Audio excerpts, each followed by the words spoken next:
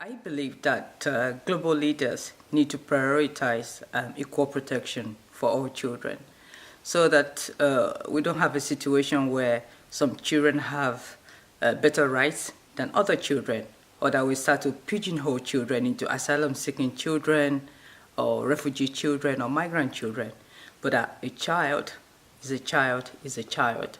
So that would be my priority for global leaders, to get us to a position where we can see all children as having equal rights to protection, protection from abuse, protection from harm, protection from trafficking, and protection from exploitation. Equal protection for all children.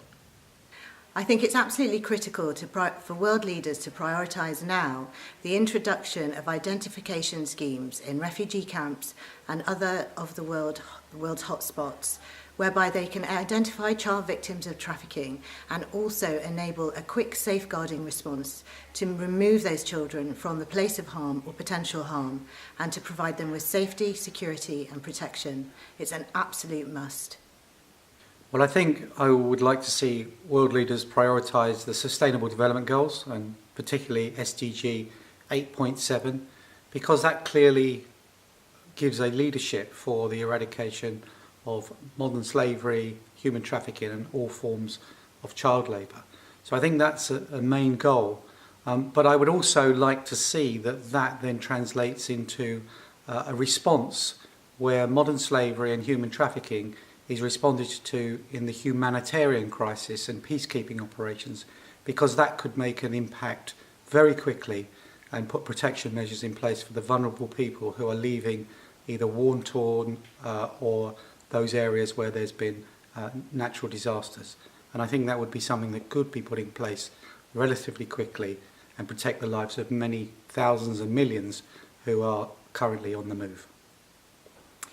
So what I would like the leaders to prioritize is to collect information and data so that the policy decisions which are made would be based on knowledge. Very often we can see the situations where we realized after 10 years that the decisions were made on perceptions and then actually what happened wasn't exactly what was meant. I would like to see world leaders prioritise their commitment to the Convention on the Rights of the Child for all children.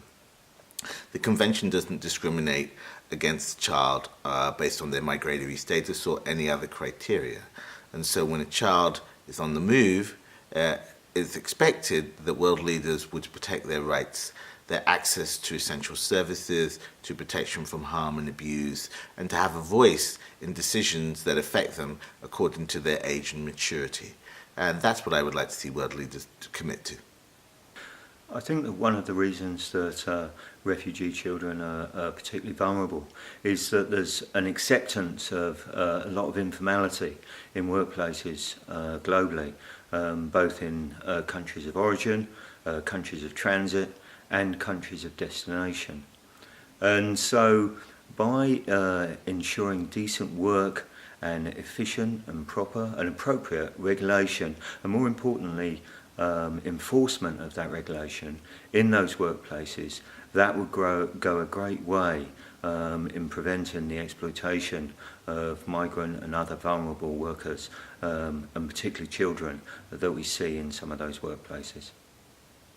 So what needs to be done and what governments in this world need to prioritize is, first of all, put emphasis on prevention.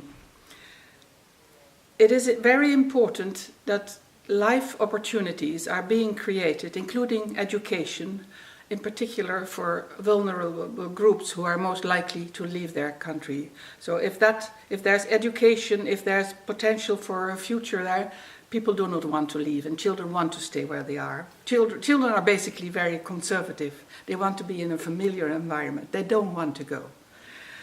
But we have situations where there is, as I said, no choice. And when that is the case, it is incumbent on all governments of this world to prioritize, also in terms of investment, the creation and the maintenance of child protection systems in which awareness raising plays a very important role. Awareness of the risk factors and how they can avoid to be subject to these horrible crimes consisting in trafficking and exploitation.